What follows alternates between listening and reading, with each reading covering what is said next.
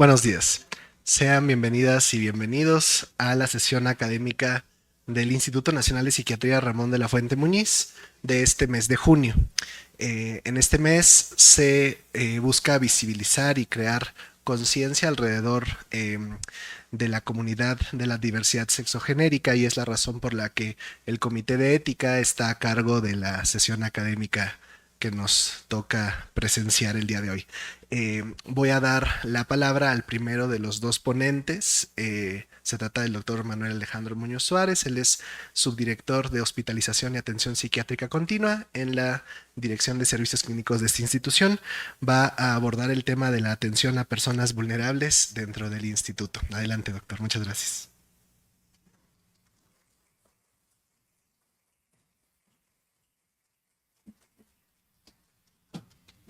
Gracias, buenos días. Bueno, voy a quitar esto porque me ahorco. Pero bueno, buenos días. Antes que nada, dar las gracias al Comité de Ética del Instituto por la invitación. Y bueno, esta charla la hemos pensado dividir en un par de grandes temas, ¿no?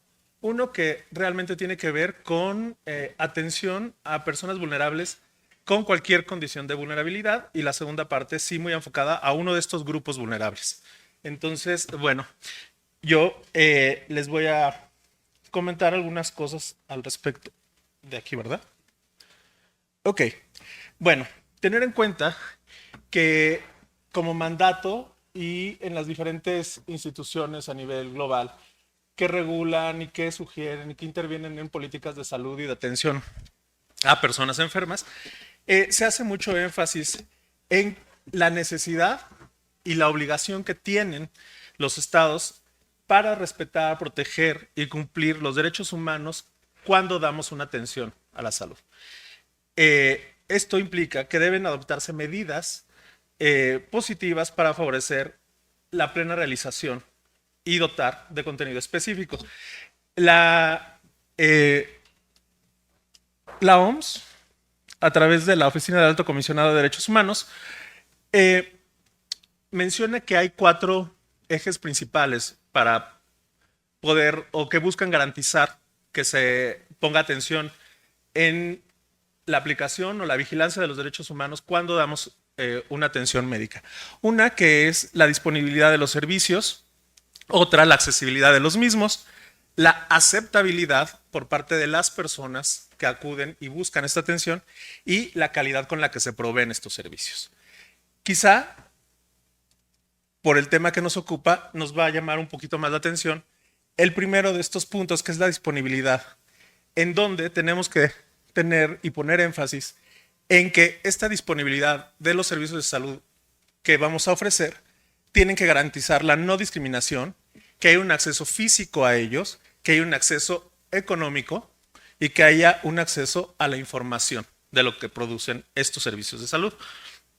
En ese sentido, el derecho a la salud, que también está consignado en la Constitución Política de los Estados Unidos Mexicanos, en el artículo 104, como el derecho a la salud, se dice que el derecho a la salud es parte de estos derechos humanos, específicamente de los derechos económicos, sociales, culturales, y entendido o se entiende como el derecho que tiene toda persona al goce del grado máximo de salud y principio primario y ordenador de los sistemas de salud.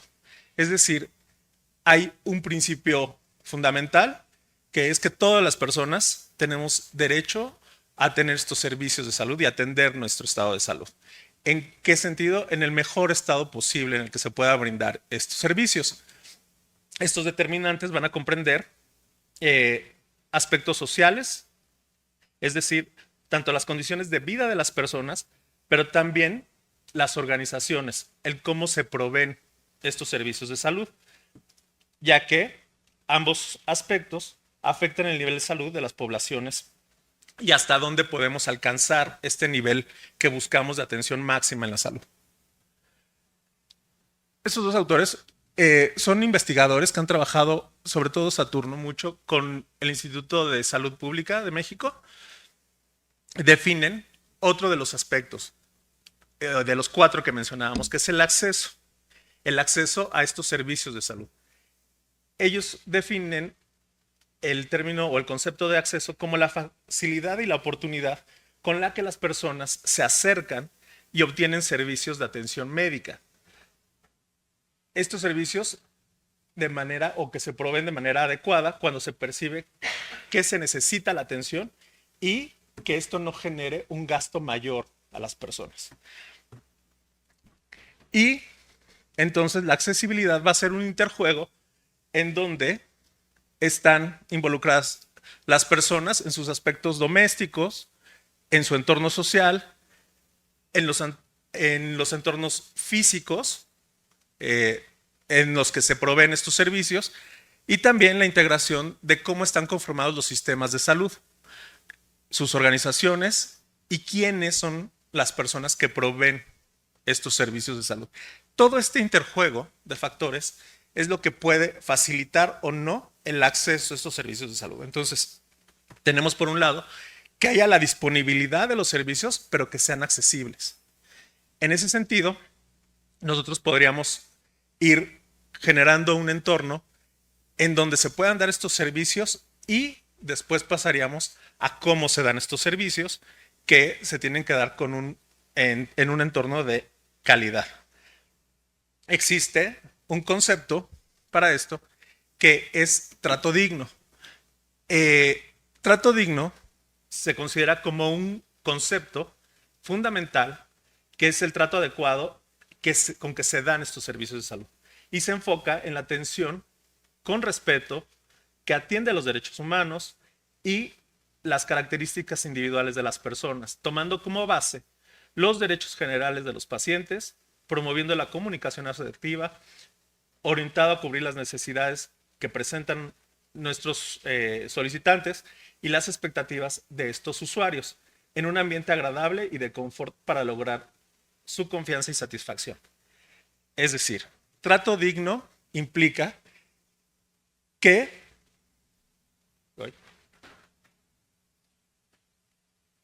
provenimos de diferentes, que tenemos diferentes valores como individuos y cada uno de nosotros está o tiene diferentes costumbres, diferentes entornos socioculturales que pueden impactar en lo que estamos buscando como atención. Y estas deben de ser respetadas. También que somos individuos diferentes con derecho a pensar y a tener respuestas, reacciones de acuerdo a nuestra manera particular o individual de ser. Que seguimos diversas ideologías, que tenemos diferentes costumbres religiosas, políticas, de entornos de vida que tenemos que respetar y que se debe comprender por el momento qué está pasando el individuo que acude. Es que quedó un poco borrosa esta. Pasando el individuo que acude a los servicios de salud. Si nosotros tenemos en cuenta estos 4 factores, entonces nosotros podemos diseñar entornos para la atención buscando garantizar esto, el respeto a la individualidad, digámoslo así.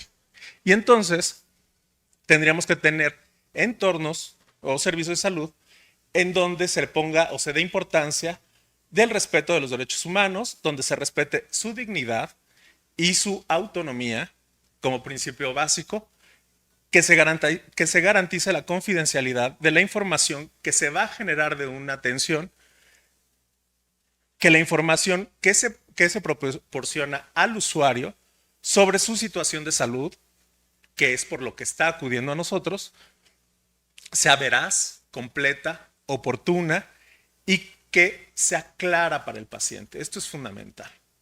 Esto es importante porque es parte del respeto que tenemos que tener por nuestros usuarios. También que el trato amable hacia los usuarios que acuden con nosotros se dé en un entorno en donde hay una dinámica que facilite entre usuarios y servidores. En ese entorno, entonces, diferentes instancias a nivel nacional, también internacional, pero a nivel nacional, sobre todo el Consejo de Salubridad, la Secretaría de Salud, ha diseñado estrategias para que las instituciones lleven registro y evaluación de este trato digno y de sus componentes.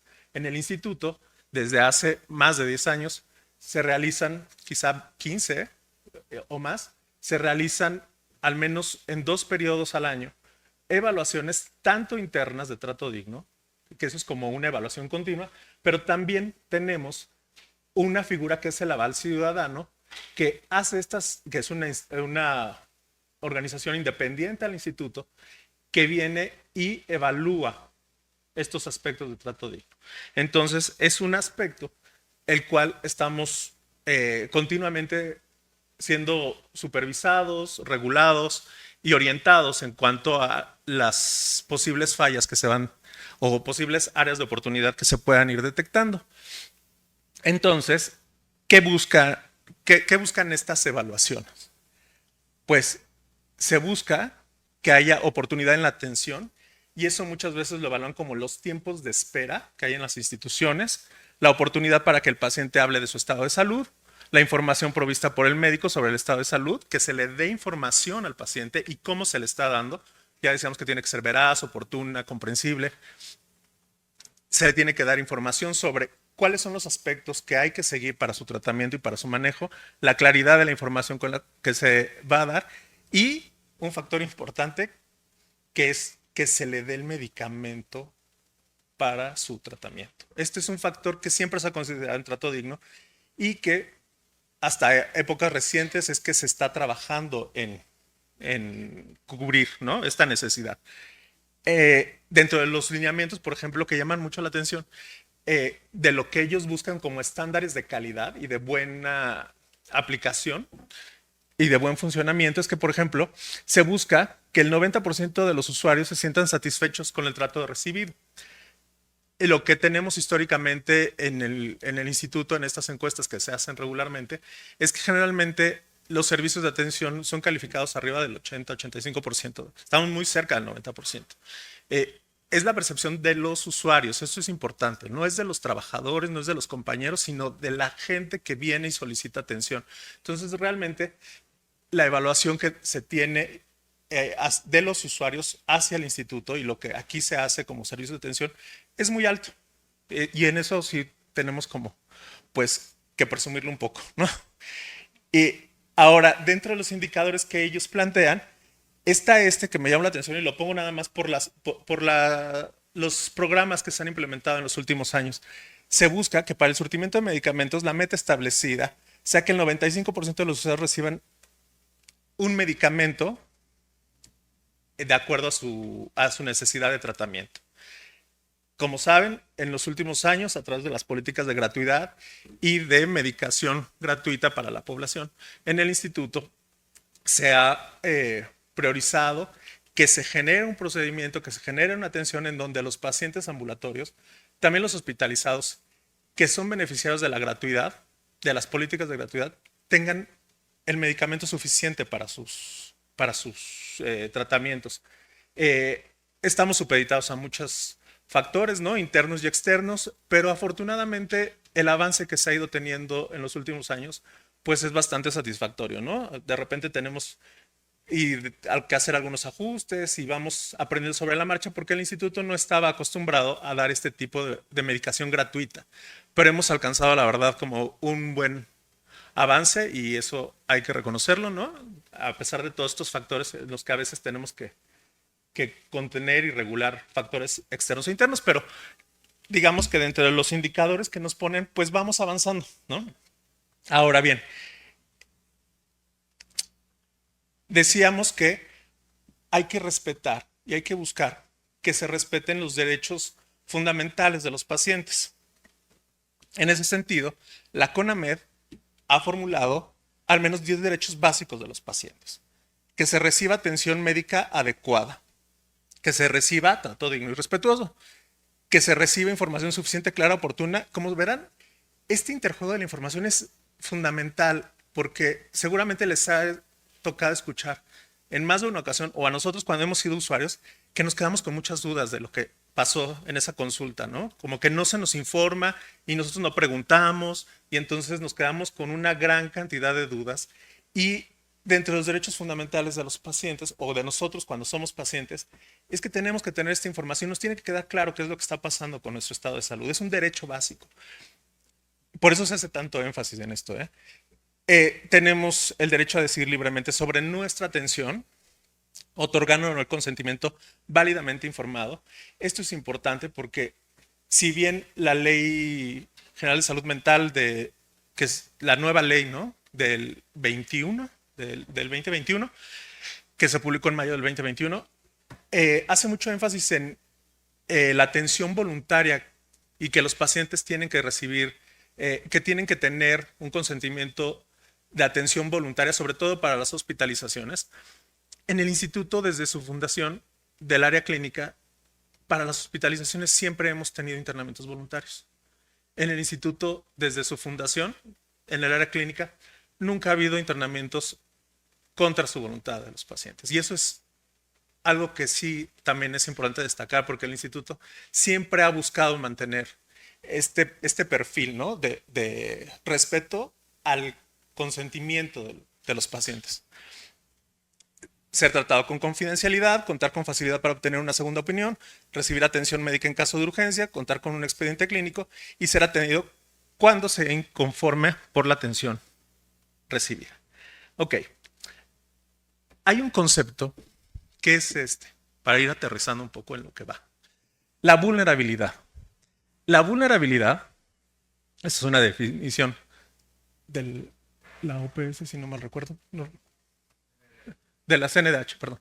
Se define como una condición de riesgo que padece una persona, una familia o un grupo, resultado de la acumulación de desventajas sociales, de manera que esta situación dificulta o impide, que estas condiciones no sean superadas por ellos mismos y queden limitados para incorporarse a las oportunidades del desarrollo. Esto es fundamental. ¿Por qué? Porque son situaciones que pueden poner en riesgo la atención de nuestro estado de salud. Si nosotros tenemos una de estos aspectos que nos confieren vulnerabilidad, vamos a tener mayor riesgo en las instituciones en cuanto a la búsqueda de atención. Pueden ser desventajas individuales, sociales, grupales, y se deben considerar como una situación que se configura cuando se enfrentan entornos adversos que limitan o impiden de manera injusta el desarrollo de uno o varios aspectos vitales. De modo que las personas en tales condiciones enfrentan mayores riesgos de ver afectados sus derechos. En ese sentido, y si voy a hacer un poco más pausa aquí, el instituto ha trabajado mucho en aspectos de atención a personas vulnerables. Si bien la atención es para pacientes o personas que solicitan apoyo para la atención de su salud mental, y ya el tener una condición en su salud mental implica un riesgo y una vulnerabilidad. Aparte, tenemos aspectos que suman a esta vulnerabilidad y entonces tienen 2 o 3 factores que los hacen vulnerables. Entonces partimos de que como personas con una condición en su salud mental ya son vulnerables. El instituto además ha trabajado mucho en detectar estos otros factores que pueden dar más vulnerabilidad.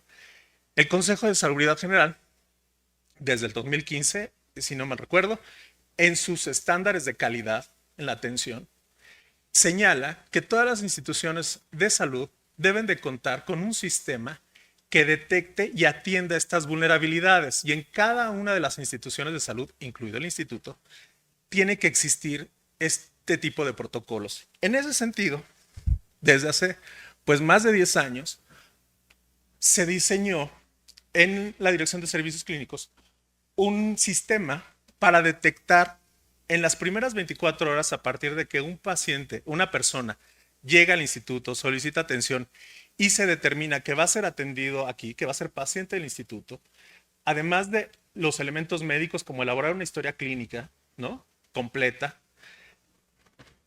Ay, perdón. Híjole, está muy chiquita. Nada más, se los voy describiendo si quieren. Pero este documento, que a veces es un poco engorroso y laborioso llenar, pero ya que uno está entrenado es mucho más fácil. ¿De qué va? no sé si alcanzan a ver que dice evaluación de riesgos y vulnerabilidad. ¿Con qué fin se diseñó? Están aquí contenidas al menos 13 factores que se tienen que identificar y que pueden conferir vulnerabilidad. Y cada uno de nuestros pacientes en sus expedientes tiene este documento. Es decir, el clínico que lo evaluó en esas primeras 24 horas de atención trabajó en detectar posibles factores que le confieran vulnerabilidad. Y son factores, por ejemplo, en su salud mental, como riesgo suicida, o en sus conductas alimentarias, por ejemplo, es suicidio, caídas, aspectos muy médicos, como su estado neurológico, que le confieren riesgos y vulnerabilidad por su condición médica, pero también, sobre todo en esta parte, están señalados aspectos que confieren vulnerabilidad por factores psicosociales. Problemas para comunicarse, que tengan problemas para comunicarse verbalmente o de alguna otra forma, o que van a requerir durante su atención un apoyo extra para comunicarse. Pueden ser personas desde que no sepan leer y escribir, hasta que sean personas que no se comunican como lengua primaria el castellano, sino que usen algún tipo de lengua indígena o algún otro tipo como de comunicación. Pienso en personas que tienen deficiencias auditivas o se me fue la palabra, del habla, perdón, y que manejen lenguaje de señas, ¿no? Desde que llegan los pacientes aquí se detectan y aquí se documenta. ¿Por qué? Porque a partir de este documento se empiezan a diseñar estrategias para su atención. Existen políticas establecidas en toda la dirección de servicios clínicos, tanto en hospitalización como en consulta externa, para atender este tipo de población. Entonces, esto queda en el expediente del paciente detectado desde el inicio. Y a partir de eso, entonces, este es el anverso de la hoja, del formato, y en el anverso nosotros les recordamos a quién lo va a llenar, que muchas veces son residentes, que en el instituto, aquí dice, ¿no? Se han detectado al menos estas 6 condiciones que confieren una vulnerabilidad mayor, que son ser menor de edad, ser mayor de 60 años, quizá ahora con los nuevos parámetros, esto fue hace más de 10 años que lo diseñamos, entonces quizá ahora son 65 o más, ¿no? Que tenga una discapacidad física o una limitación física, que no hable español, que no, ay, si me ayudan, que sea víctima de violencia, de algún tipo de violencia, perdón, y que no sepa leer y escribir. Si revisamos la literatura en general, aparte de estos 6, que son muy constantes en la literatura, hay un grupo extra, que es población o personas pertenecientes a la comunidad LGBT. También se considera un factor de vulnerabilidad. En aquel momento nosotros, cuando se hizo esto, no lo consideramos. La verdad es que nos hemos educado y ahora habría que considerarlo, ¿eh? Pero en la actualidad este sería el 7º grupo que confiere vulnerabilidad extra. Y a partir de eso, entonces, nosotros en los manuales de procedimientos tenemos políticas de si se detectan mayores de 60 años, qué es lo que tenemos que hacer para garantizar el acceso a la atención, cómo nos tenemos que comunicar con ellos, cómo puede tener mejor impacto en nuestra intervención. Lo mismo va a pasar con personas menores de edad, lo mismo va a pasar con personas. Esto siempre se los platico porque no sé si me estoy pasando el tiempo, me avisan. Ok, no, ahorita me apuro. Porque este ejemplo siempre es como muy característico. Hace ya algunos años recibimos en el hospital una persona, una joven, que tenía dificultad, problemas en el habla y en la audición. No hablaba y no se comunicaba verbalmente, pero acude acompañada de su mamá, con la que ha vivido toda la vida y con quien ha aprendido a comunicarse con lenguaje de señas, ¿no? Entonces se evalúa. Finalmente había un riesgo porque había tenido una conducta suicida de alto riesgo, entonces se decide hospitalizar. Se hospitalizó. Y cuando entrábamos a hablar, siendo la mamá la intérprete, siempre notábamos que se alteraba mucho la chica en algún punto. Cuando llegamos a algún punto de las preguntas, se alteraba y empezaba a manotear, ¿no? Y como que discutía con la mamá y la mamá le contestaba, pero pues nosotros, ignorantes, no sabíamos que estaban hablando. Finalmente, dentro de nuestras políticas, tenemos determinado que se tiene que establecer hacia el INI, si no mal recuerdo, así se llama ahora la institución, que es el Instituto Nacional de Indígenas. Ellos nos facilitan intérpretes, tanto de lenguas como de lenguaje de señas. Y bueno, haciendo uso de esa política, pedimos que viniera alguien y fue sorprendente porque cuando llegó y hubo un intérprete ajeno a la familia, la chica lo que pasaba es que lo que quería que entendiéramos y no nos comunicaba la mamá es que había sido víctima de un abuso por una persona del entorno de la mamá, muy cercano al entorno de la mamá. Un abuso severo, ¿no? Pero solamente hasta que tuvimos esta intervención extra pudimos tener acceso a esa información y entonces hacer algo al respecto. Entonces, a veces, aunque vienen acompañados y nos facilita de momento la atención, sí buscamos tener como estos reforzadores extra, ¿no? Como de información o de otras fuentes que nos puedan ayudar a que la atención sea, pues, dentro de lo posible, de la mejor calidad. Entonces, bueno, eso es lo que hacemos. Ahora, nada más, porque me quedan como 3 minutos, creo, o menos. Rastreando algo para esta presentación, me llamó mucho la atención este artículo. Este artículo lo publicó el año pasado el Instituto de Salud Pública. Está publicado en la revista de Salud Pública del año pasado. Y ellos, estos investigadores del instituto, pues no es población psiquiátrica, es importante. Ellos toman información de la encuesta nacional de salud y nutrición que se realizó y se levantó en el 2023. Entonces, hacen un muestreo, ¿no? Ellos, como Instituto de Salud Pública, tienen muy claro cómo levantar muestreos y cómo hacer esto. Entonces, levantaron una encuesta sobre aspectos y dos que son quizá los que me quiero referir más de los resultados. Ellos van a buscar o buscaron en esta investigación identificar diferencias en las barreras de acceso a los servicios de salud entre población con y sin condiciones de vulnerabilidad a partir de los resultados que tenían de la encuesta, ¿no? Entonces, ellos, ¿qué hacen?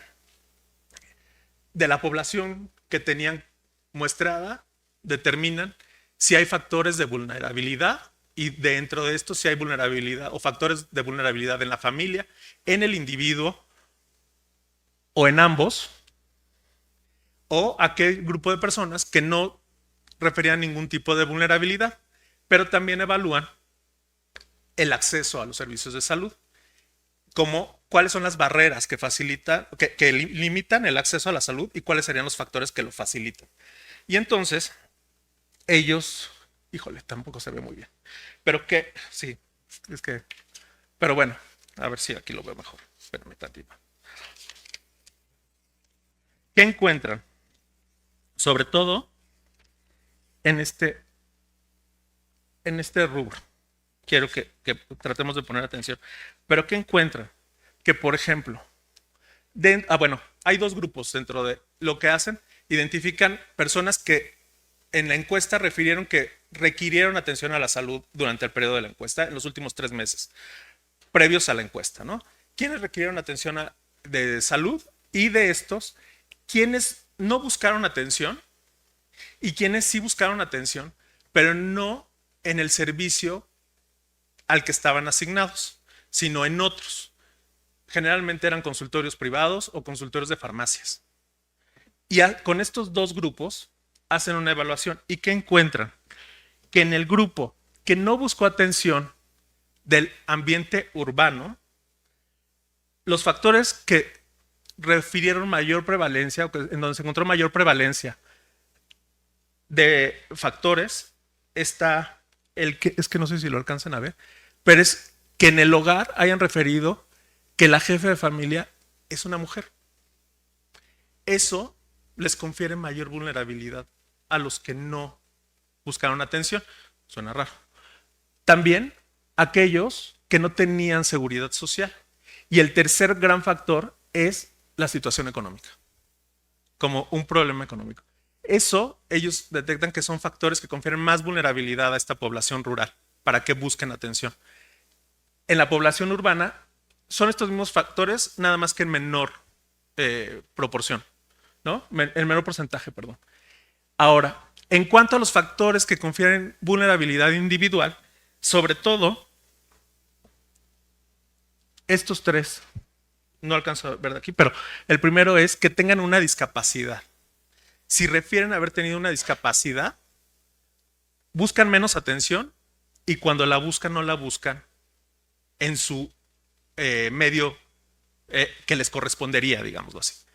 También el que tengan más de 60 años, eso también es un factor individual que les confiere más vulnerabilidad. Y el tercero sería, perdón, no, el grado de escolaridad. Aquí. Mientras menos escolaridad, tanto en ambientes rurales, sobre todo en ambientes rurales, les da más vulnerabilidad. Si ustedes tratan de hacer un perfil, es gran parte de la población que nosotros atendemos también, ¿eh? Personas de bajos recursos, que no tienen una escolaridad alta. Digamos que nuestro sistema de clasificación que tenemos en trabajo social sería niveles 1 y 2, ¿no? Sobre todo el nivel 2. Entonces, ¿qué más encuentran ellos? Ay, perdón. Y quizá con esto ya nada más resumiendo. Sobre el acceso, ¿cuáles son las barreras que encuentran? Encuentran barreras tanto en las organizaciones como barreras geográficas, como situaciones personales. A grandes rasgos, lo que resume esta tabla es cómo, y aquí está, ¿no? ¿Cuáles serían los factores? Como por ejemplo, no van a las organizaciones por el tiempo de espera. Prefieren no ir porque lo encuentran como una limitante para su atención. Comercial, ¿no? En servicios clínicos estamos constantemente trabajando en revisar esto y tratar de tener mejores políticas para el acceso y para que se reduzca este tiempo, porque sí tenemos un problema también de demanda y de tiempos de espera, pero bueno, se hacen esfuerzos continuamente para tratar de disminuirlo y lograr un mejor perfil de esto. La situación geográfica en cuanto a que las unidades de salud no están cercanas a sus domicilios. Entonces prefieren o se les hace más fácil ir a un servicio privado o de farmacia o no ir. La edad, ¿no? Sobre todo en aquellas personas que, y lo viven como una barrera, el que no tengan un acompañante o el que no haya alguien que los pueda acompañar a buscar la atención. Es bien interesante esto porque pensando en nuestra población, generalmente nosotros, en gran parte de los ambulatorios, pero en los hospitalizados que son pacientes más graves, siempre se requiere que alguien los venga acompañando. Y el no contarlo también puede ser motivo de retraso en la atención, en la búsqueda de atención. Entonces, bueno, es un estudio un análisis de esta encuesta, de la información que dio esta encuesta que hicieron en el Instituto de Salud Pública el año pasado. Pero bueno, un poco el mensaje, y con eso me quedo, es que si bien el concepto de vulnerabilidad es algo que tenemos permeado en nuestro entorno constantemente, en el instituto se han diseñado a lo largo de bastantes años, más de 10 años, 15 años quizá, una serie de políticas para tratar de disminuir el impacto de estos factores vulnerables en nuestra población. Y eso seguramente está redituando en que nuestra atención sea tan bien calificada y la percepción que tienen nuestros usuarios es bastante pues plausible, ¿no? Por llamarlo de alguna forma. Casi llegando al 90% que nos piden los estándares, ¿no? Entonces, pues hay mucho que hacer, pero vamos bien, ¿no? Entonces, bueno, yo ahí me quedaría. Gracias. Gracias por la invitación a participar en esta campaña y en esta sesión académica. Bueno, como ya nos hizo favor de introducirnos César, así como anteriormente se habló de la atención, pues a mí me toca abordar estas otras dos áreas fundamentales de trabajo del instituto, que es la investigación y la enseñanza. Y bueno, por supuesto que por razones de tiempo no voy a ser exhaustiva en presentar toda la investigación y toda la enseñanza o los cursos de formación que se hacen en torno a este tema. Solamente voy a presentar algunos ejemplos, ¿no? Y sí me voy a centrar completamente en esta población en específico, la población LGBT, TTIQA más. Y voy a hacer esta selección de los artículos de investigación que les voy a presentar a propósito de que podamos ver en qué ha trabajado el instituto para disminuir la discriminación a esta diversidad sexogenérica, escogiendo aquellos que son de la última década, digamos de lo más reciente, y que están muy dirigidos a generar conocimiento científico que sirva para disminuir estigma, prejuicios y sobre todo que tenga un potencial impacto positivo en el acceso a los servicios de salud. Esa es la investigación que me voy a concentrar. Son apenas 2 o 3 ejemplos, pero bueno, había que tomar la decisión de qué presentarles como ejemplo, y creo que a nosotros como institución de salud nos interesa mucho justo aquellos esfuerzos que se dirigen a lograr romper estas barreras del acceso que implican el estigma. Uno de estos ejemplos relativamente recientes tiene que ver más bien con la condición transgénero, es decir, de este arco iris o este paraguas de la comunidad LGBT más, estaríamos básicamente en lo que concierne a la identidad de género. En este estudio, más adelante me abocaré más hacia el aspecto que tiene que ver más bien con la orientación sexual, pero quería escoger este como ejemplo para lo relacionado con la condición transgénero porque es un esfuerzo que hizo la institución en colaboración con otras instituciones, desde luego, pero sí como líder institucional, no solo a nivel nacional, sino internacional, para poder lograr desclasificar como trastorno mental la condición transgénero en la clasificación internacional de enfermedades de la Organización Mundial de la Salud, concretamente en la nueva versión, 11ª versión de esta clasificación. Y los trabajos, desde luego, implicaban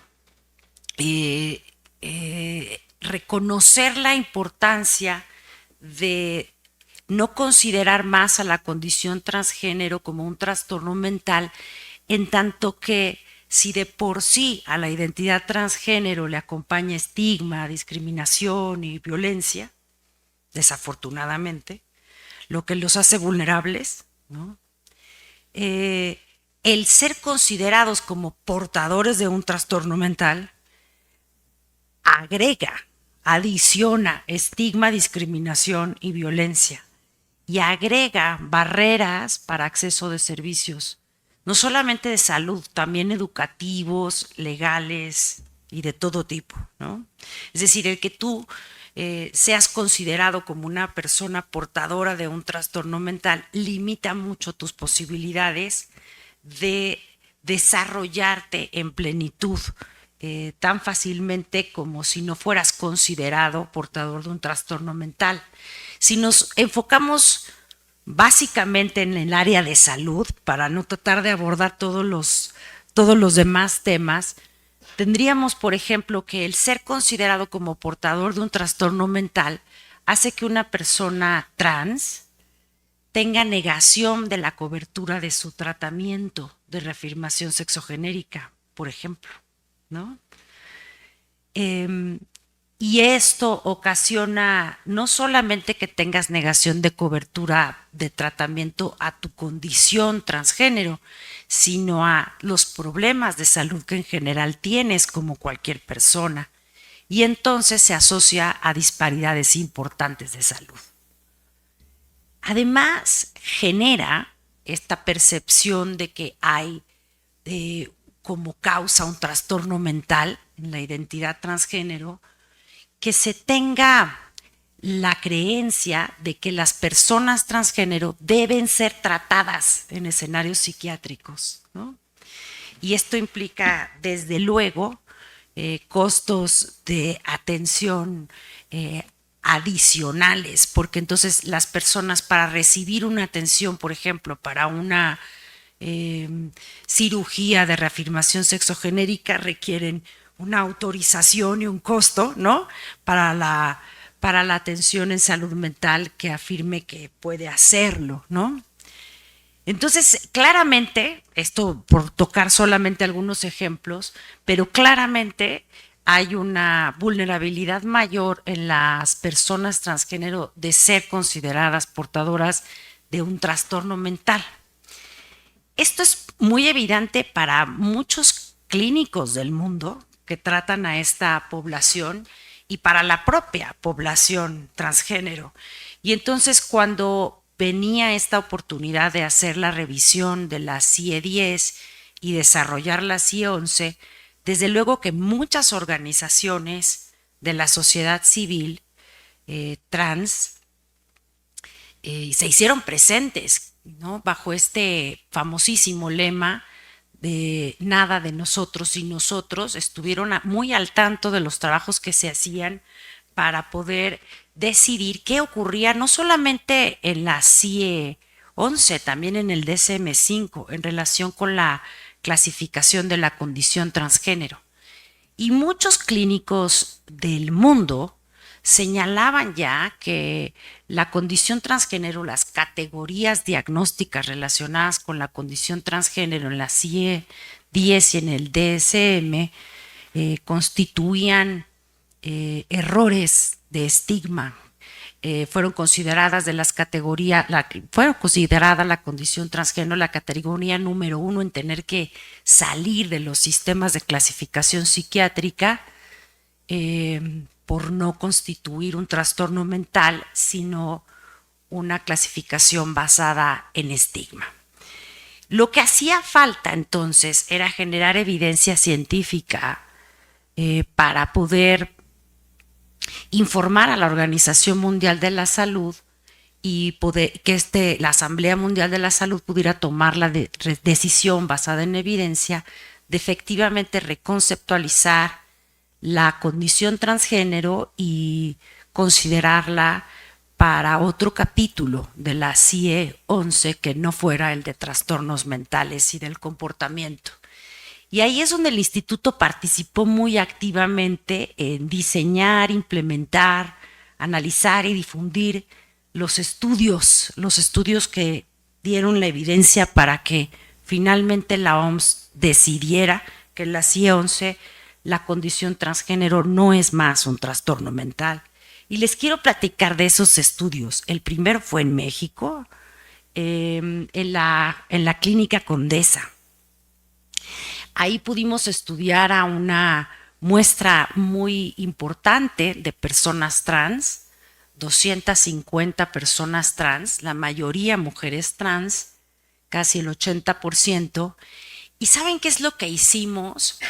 Si lo que nosotros teníamos que probar era que la condición transgénero no era un trastorno mental, lo que teníamos que abocarnos a hacer era a ver si cumplía con los requisitos diagnósticos de un trastorno mental. Desde hace mucho tiempo atrás, como ustedes saben, existe el consenso de que para que nosotros consideremos una condición trastorno mental, debe de ocasionar por sí misma, sus síntomas deben ocasionar por sí mismos distrés y discapacidad.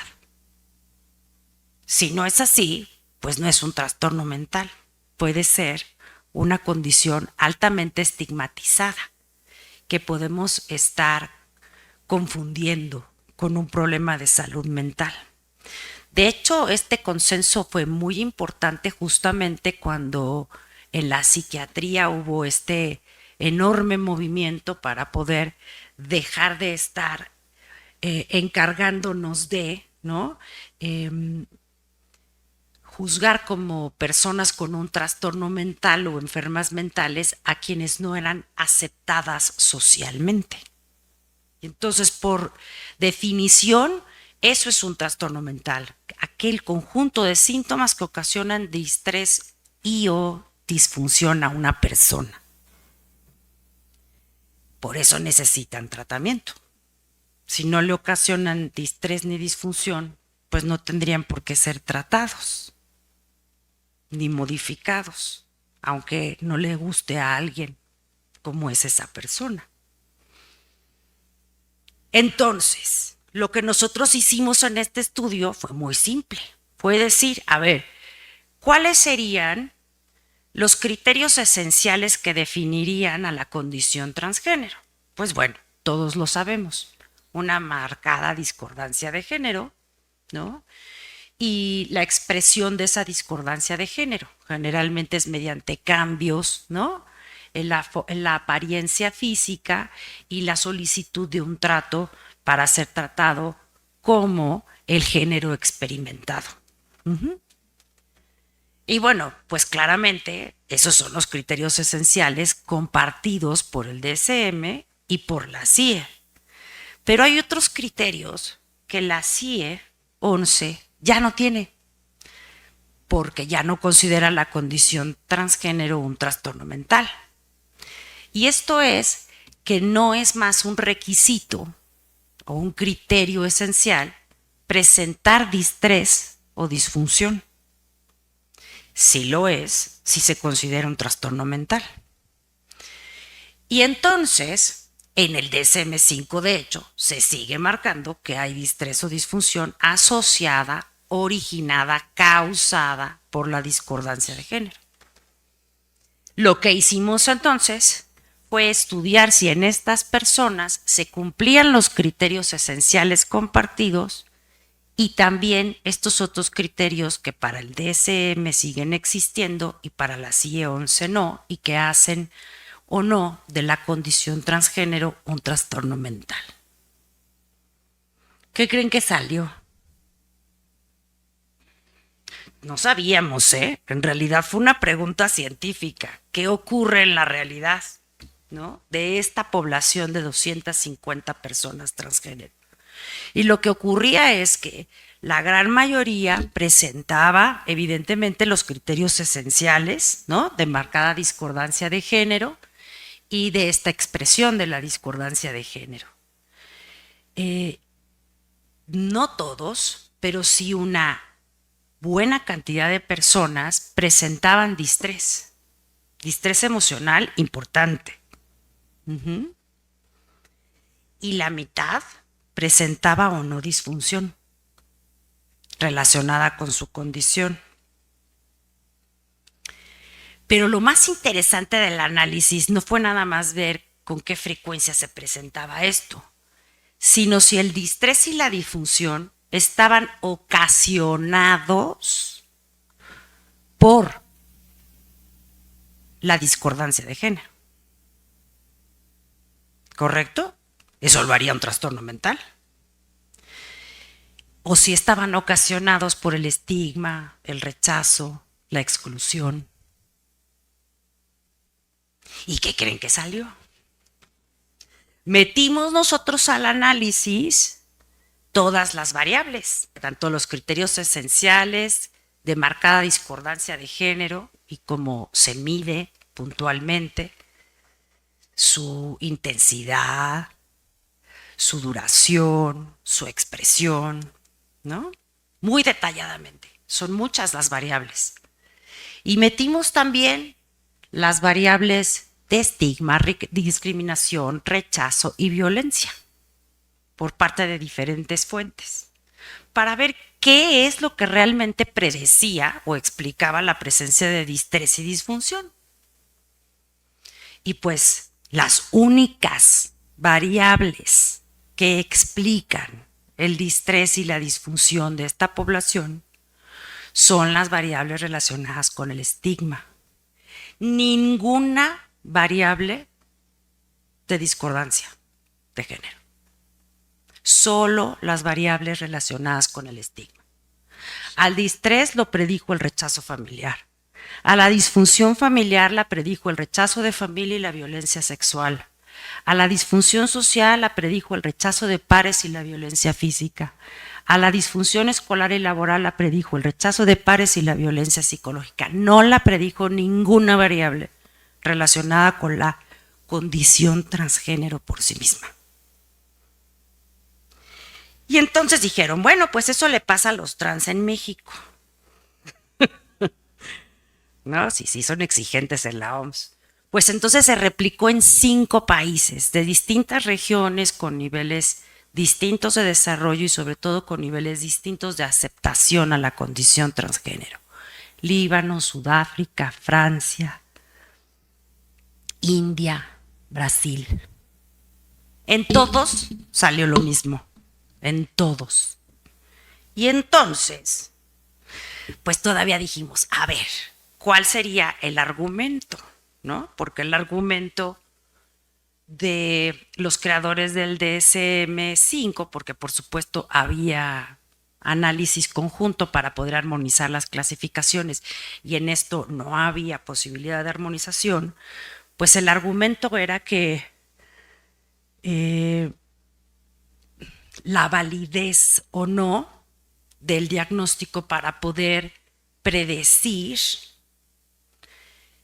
no la presencia de distrés o disfunción, sino la necesidad de servicios de salud.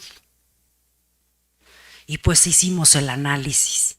Si era realmente necesario tener en el diagnóstico de la condición trans la presencia de distrés o disfunción, que son los criterios adicionales que la hacen considerarse un trastorno mental, para poder predecir la búsqueda de tratamientos para reafirmación sexogenérica que requieren muy frecuentemente esta comunidad. Y salió este otro artículo. ¿Y qué creen que salió? Pues que no es necesario, que el modelo diagnóstico de la CIE-11 es incluso más parsimonioso para poder detectar a aquellos individuos trans que quieren buscar atención para reafirmación sexogenérica. Y esto se hizo con la muestra de todos los países. México hizo 5 réplicas. Fue una muestra enorme de más de 600 personas trans. Pues por supuesto que nos sentimos muy contentos que pues la Asamblea Mundial de la Salud tomó la decisión en el 2019 de excluir del capítulo de trastornos mentales y del comportamiento la condición transgénero en la CIE-11. No es considerada más un trastorno mental. Se movió otro capítulo, se llama condiciones relacionadas con la sexualidad, se llama discordancia de género, sin el nombre trastorno, y se dejó en ese otro capítulo porque en muchos países miembros de la OMS se requiere tener esta entidad diagnóstica en la clasificación para asegurar servicios de salud que ya tienen ganados en la población la aprobación trans, y entonces quitarlo podía incluso ser contradictorio a lo que se desea, ¿no? Disminuir el estigma para disminuir una barrera importante de acceso a servicios de salud. Y bueno, de aquí quiero pasar entonces a qué es lo que tocaba hacer, pues difundir esto, porque el que ya esté o no esté en la clasificación no va a tener el impacto que deseamos si los profesionales de la salud no lo saben y siguen tratando de la misma manera a las personas trans, porque ellos están implicando, ellos son la barrera al acceso y al trato digno del que hablaban a esta comunidad. Entonces puede ser que la OMS lo diga, ya no es un trastorno mental, pero el impacto tendría que venir de justamente difundir esta información al personal de salud y hacerles ver por qué es importante que se modifiquen estos prejuicios, ¿no? Pasaron muchos otros trabajos de investigación súper interesantes. La verdad no me da tiempo de contarlos. Me encantaría, ¿no? Pero serían horas aquí, ¿no? Nos pusimos, por ejemplo, a estudiar también qué impactos tendría el considerar o no considerar a la condición transgénero en el contexto escolar, estos factores de riesgo para los niños de la condición trans, para las infancias trans. Mucho de esto lo trabajó Teseli Domínguez en su cátedra orientada específicamente a este tema, ¿no? Y Tania Real, etcétera. Hicimos muchos trabajos sobre esta línea, pero tampoco me quiero centrar exclusivamente en la condición trans. Por eso ahora la segunda parte de la plática la quiero orientar más a la investigación que también se ha generado sobre las minorías sexogenéricas, más enfocada sobre las minorías de orientación sexual y que también va en este mismo camino de cómo es necesario trabajar con los estudiantes y profesionales de la salud para realmente hacer posible la disminución del estigma y la discriminación y entonces las barreras de acceso a servicios de salud de esta comunidad. Y para eso quiero platicarles de otra línea de investigación que lleva a cabo el doctor Hamid Vega, un investigador también del instituto, que tiene esa línea de trabajo específicamente salud mental de minorías sexogenéricas, ¿no? Él me compartió sus diapositivas y se lo agradezco mucho. De hecho, estaba invitado aquí, no pudo hacerlo porque está en un congreso muy importante sobre el tema, por cierto.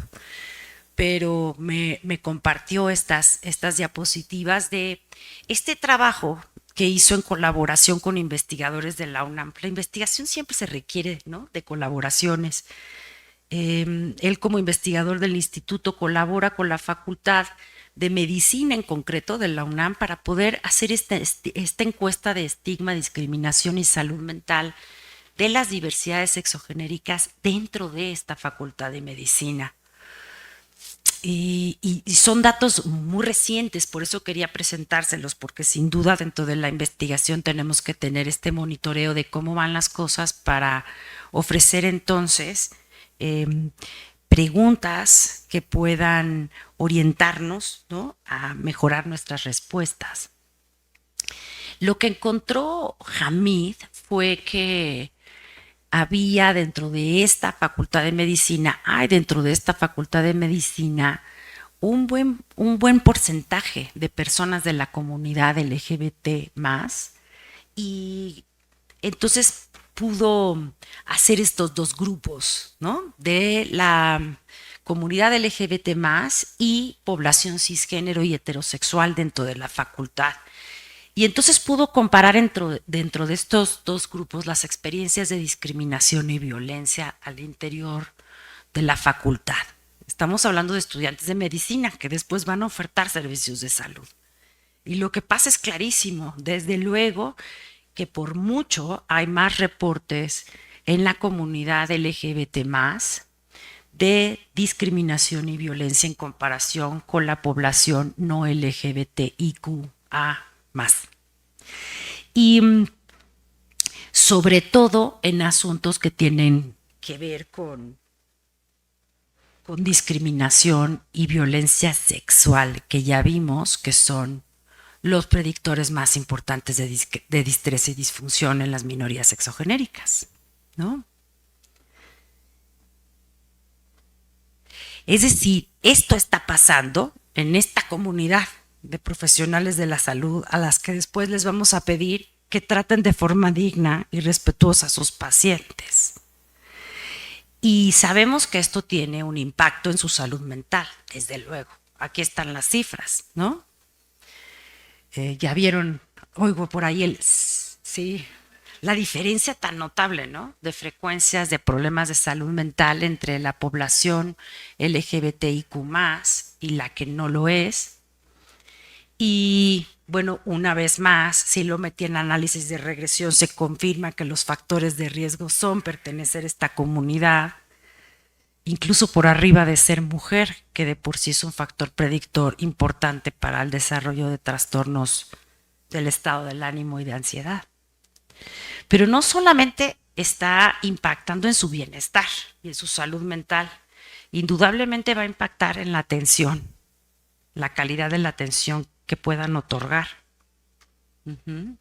tanto las personas que tienen este estigma y discriminan a la población, como las personas que sufren problemas de salud mental debido a esta discriminación.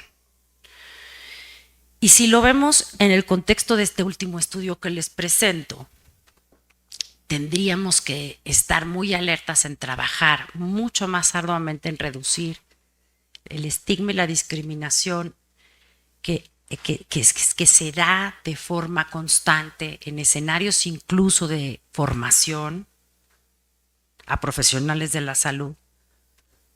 Que si no vamos a seguir viendo estas cosas. Este es otro estudio de Hamid, en otro estudio de investigación muy importante en el que participó este instituto, con muchos otros investigadores, esta vez a nivel internacional, ¿no? Para poder lograr implementar el PrEP, la profilaxis preexposición, como medida preventiva para VIH en poblaciones vulnerables, que como ustedes saben, son hombres que tienen sexo con hombres y mujeres trans. Y en medio de todo este estudio sale esta evaluación de qué tan dispuestos están los profesionales de la salud para prescribir PrEP, esta medida tan efectiva para prevenir VIH en estas poblaciones. Se compara en este artículo entre dos países, Brasil y México, y pues, ¿qué creen? Que la barrera más importante es esta actitud que se tiene en relación con prescribir PrEP, pero que entonces estas personas vayan a continuar con sus conductas sexuales no protegidas, y entonces que mejor no, que mejor se cuiden y que ya no tengan esas conductas de riesgo. Y por supuesto que esto es mucho más frecuente en los profesionales de la salud de México que en Brasil.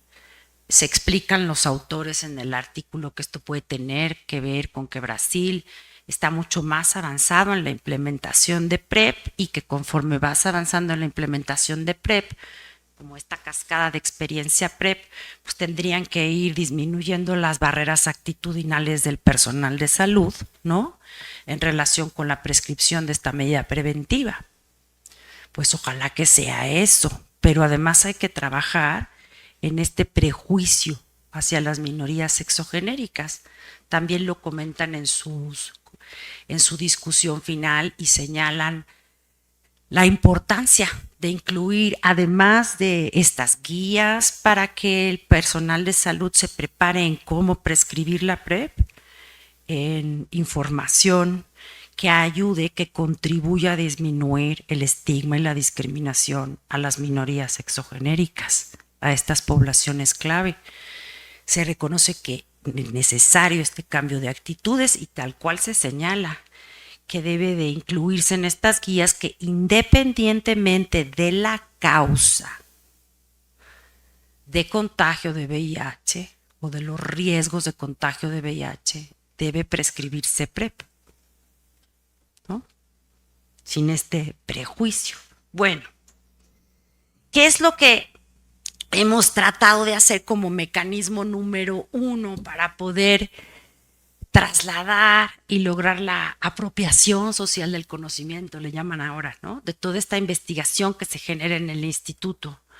Pues hemos hecho este esfuerzo desde 2017 y continúa hasta la fecha, que es un curso que da educación continua del instituto para profesionales de la salud, también de la educación y de otros servicios y entornos que atienden a personas de la diversidad sexogenérica, pues con el fin de disminuir estos estereotipos y dar a conocer las estrategias que han demostrado ser efectivas para una atención efectiva y de calidad de estas poblaciones.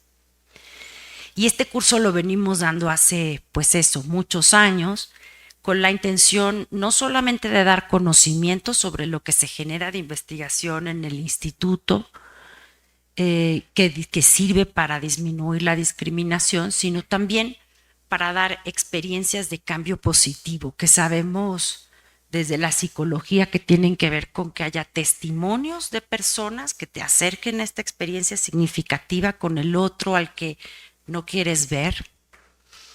Y también que se promuevan acciones positivas concretas para que aquellas creencias negativas acerca de estas poblaciones de la diversidad sexogenérica puedan al menos moverse, inquietarse, ¿no? Y en su caso resolverse, ¿no? Por supuesto que los contenidos temáticos van desde cuestiones básicas que uno podría pensar que todo el mundo sabe, pero la verdad es que no. Estas diferencias en qué es el sexo biológico, en qué es el género, la identidad de género, la orientación sexual. Y después vamos pasando por todas estas investigaciones tratando de reconceptualizar estas condiciones con base en evidencia científica y no prejuicios, dando a conocer los resultados de estos factores predictores de violencia y de rechazo en la población sexogenérica, para que se reconozca el problema, incluyendo los factores que cada uno de los participantes del curso puede notar en sus instituciones, sean educativas, de salud, etcétera. Y luego pasamos a una parte del curso que tiene que ver sobre todo con las experiencias exitosas, tanto en servicios de salud como en escuelas incluyentes, ¿no? Para resolver estos factores de riesgo. En servicios de salud se aborda tanto cómo se aborda cómo se maneja a los pacientes, cómo se les da consejo a los pacientes desde una institución de atención a la salud mental como la nuestra. Esta clase la da magistralmente Betty Cerda, ¿no? Se aborda también cómo hacer la prevención de VIH, por supuesto Hamid lo hace. Se aborda cómo dar la psicoterapia para el autoestigma o el estigma internalizado de la población, de las minorías sexogenéricas, etcétera. Se abordan soluciones para el trato adecuado de esta población en contextos de salud y también escolares. Los testimonios se aportan con base en investigación cualitativa, que nos permite mostrar, ¿no?, la voz de estas poblaciones de la diversidad sexogenérica, y también se da mediante la participación de organizaciones de la sociedad civil, que nos sirve además de testimonio para poder conocer los recursos sociales que se disponen para esta población y hacer redes de trabajo. Finalmente, en relación con la estimulación de acciones positivas en concreto para esta población, tenemos un mecanismo pues que me ha resultado, además de interesante, muy conmovedor, en el que pedimos a todos los participantes que hagan, con base en la información que se les dio, una propuesta de acción positiva para la comunidad, para la diversidad sexogenérica. Pueden escoger a alguna población específica o hacerlo para todos, en su trabajo para disminuir el estigma y la discriminación en su contexto. Aquí les presento nada más una de ellas por razones también de tiempo, y la que escogí es justamente de una exresidente de este instituto, Carmen Warner, que ustedes saben que tiene una habilidad increíble para dibujar, ¿no? Y entonces propuso una campaña psicoeducativa sobre estos conceptos básicos para que lo supiéramos los profesionales de la salud, ¿no? Decía ella, como residente en ese entonces, ahora ya es toda una psiquiatra, como residente en ese entonces, qué importante es conocer estos conceptos, ¿no? Qué importante es entenderlos como parte de la diversidad y aceptar, ¿no? Y amar a estas poblaciones que nos enseñan que todos tenemos los mismos derechos, ¿no? Y esta es una de muchas acciones positivas. La mayoría de ellas han sido en relación con esfuerzos de educación. Nos han pedido mucho nuestros materiales para poderlos difundir de otras maneras en sus instituciones y en sus entornos educativos y de salud. Por supuesto que lo hemos hecho. Y bueno, tomando algunos de los últimos años del curso, de 2022 a la fecha, para poder conocer las tendencias actuales de cómo van nuestros participantes, pues tenemos un número mayor de profesionales de la salud que de otros entornos, ¿no? Claro, es lo que nosotros estamos apostando, ¿no? Como institución de salud, pero también viene mucha gente de entornos educativos, lo cual nos da mucho gusto, ¿no? Pues vienen de muchos estados de la República, desde luego. Y pues lo han evaluado como una experiencia de aprendizaje que permite mejorar la labor profesional que se tiene. Nosotros esperamos que así sea y que ustedes nos acompañen en próximas emisiones de estos cursos o nos acompañen en los esfuerzos para poder lograr que se reduzca el estigma y la discriminación a esta población. Muchas gracias.